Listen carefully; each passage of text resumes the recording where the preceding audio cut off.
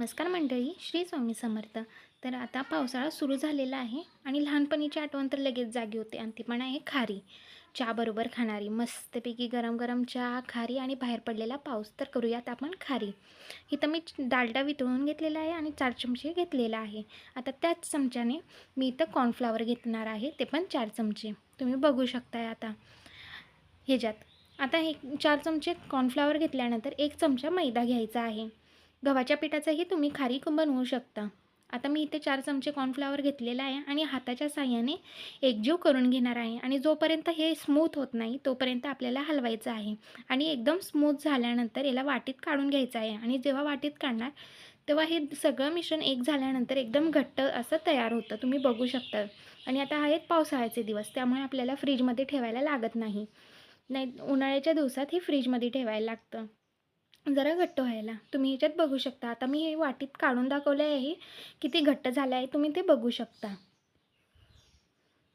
आता हे 1 वाटी मैदा घेतलेला आहे मी आणि त्यात चवीनुसार पण नाही, एकदम थोडं मीठ टाकत आहे आणि 1 चमचा तेल टाकत आहे आणि हे सगळं एकजीव करून घेणार आहे आणि हळूहळू पाण्याने मी मळून घेणार आहे. हे एकजीव करताना नेहमी लक्षात ठेवायचं, हळूहळू पाणी आपल्याला वतायचं आहे, एकदम वतायचं नाही, नाहीतर मिश्रण पातळ होईल. आणि हे एकदम घट्ट मळून घ्यायचं आहे हळूहळू पाणी वतून. तुम्ही बघू शकताय. पाणी वतल्यानंतर ह्याला आपण एक वाटीने झाकून ठेवायचं आहे. किती घट्ट मळलेलं आहे तुम्ही बघू शकता. आता मी हे वाटीत झाकून ठेवणार आहे आणि 1 चमचा तेल लावणार आहे वर. तुम्ही बघू शकता. आता मी इथे वाटीत झाकून ठेवणार आहे. जर तुम्हाला माझे व्हिडिओ आवडत असतील तर लाईक करा, सबस्क्राईब करा आणि कमेंटमध्ये नक्की सांगा आणि तुम्ही पण नक्की ट्राय करा.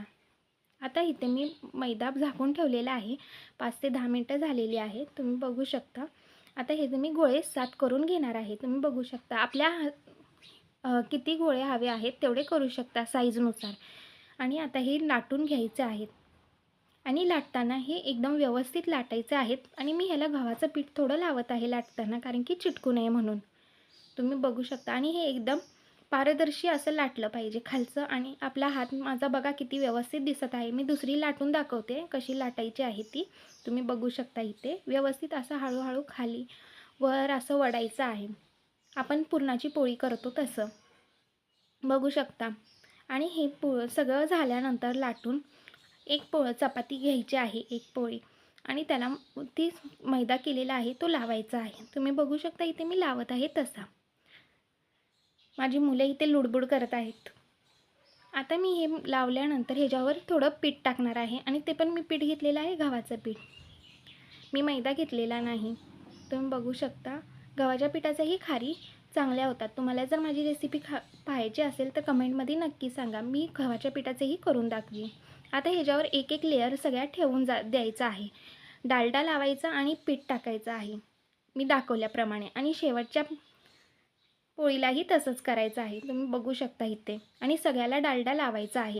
सगळीकडे लागेल असा लावायचा आहे. तुम्ही बघू शकताय मी कसा लावत आहे. आणि जर तुम्हाला घट्ट वाटत असेल तर थोडं गरम करूनही लावू शकता. आता बघा. आणि प्रत्येक पोळीला हे पीठ असं टाकून घ्यायचं आहे.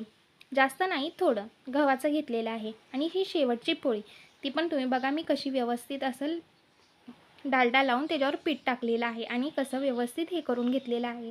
आता ही एकावर एक घडी ठेवायची आहे. एका साईडून ही घडी ठेवायची आहे आणि त्याला व्यवस्थित असा डालडा लावायचा आहे. तुम्ही बघू शकता. आणि त्याच्यावर पीठ टाकायचं आहे आणि ही दुसरी साईडची घडी ह्याच्यावर ठेवायची आहे आणि ही घडी हे व्यवस्थित चिटकेल अशी ठेवायची आहे. तुम्ही बघू शकता अशी दाबून. आता ह्याला ही डालडा लावून घेणार आहे मी आणि एका साईडून वरनं एका साईडनं चिटकून घेणार आहे आणि खालून एका साईडने चिटकून घेणार आहे.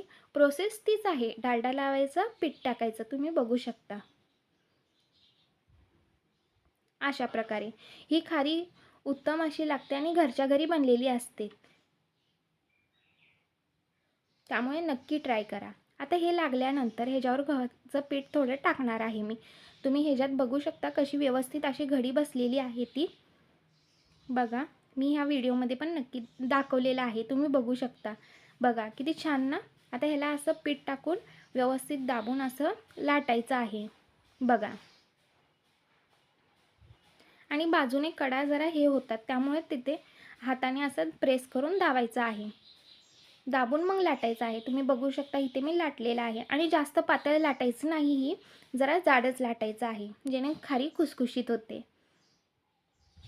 आणि मी ह्या व्हिडिओत दाखवले आहे बघा, किती जाड असं लाटलेलं आहे आणि ज्या बाजूच्या कडा आहेत ते मी साईडनं काढलेल्या आहेत बघा.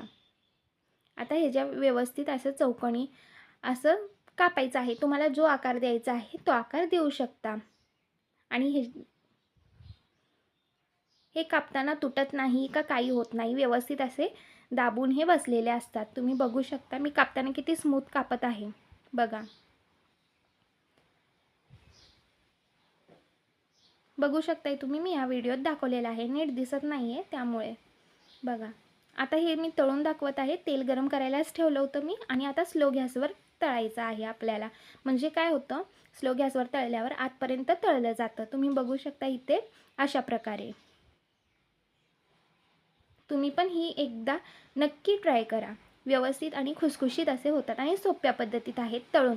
ना ओव्हनची गरज आहे ना कशाची. तुम्ही बघू शकता अशा प्रकारे किती फुलत आहे बघू शकता. आणि ह्याच्यात मी सोडा वगैरे काही घातलेला नाही बघा. मस्त ना दिसते ना, सेम दुकानासारखी खारी. मग एकदा नक्की ट्राय करा बघा आणि कमेंटमध्ये नक्की सांगा मला तुम्ही जर ट्राय केली असेल तर. आणि माझ्या चॅनलला सबस्क्राईब करायला विसरू नका बघा. आता हा दुसरा साचा टाकलेला आहे मी, तो पण बघा किती मस्त असा फुललेला आहे. तो तर किती छान फुलला आहे, कारण की तो मध्ये होता. मधचा भाग हा जास्त जाड राहतो, त्यामुळे तुम्ही बघू शकता व्हिडिओमध्ये फुललेले आहेत ते बघा. आणि तुम्ही एकदा नक्की ट्राय करा. किती खुसखुशीत अशा झालेल्या आहेत आणि किती छान अशा घड्या पडलेल्या आहेत. नक्की ट्राय करा. थँक्यू.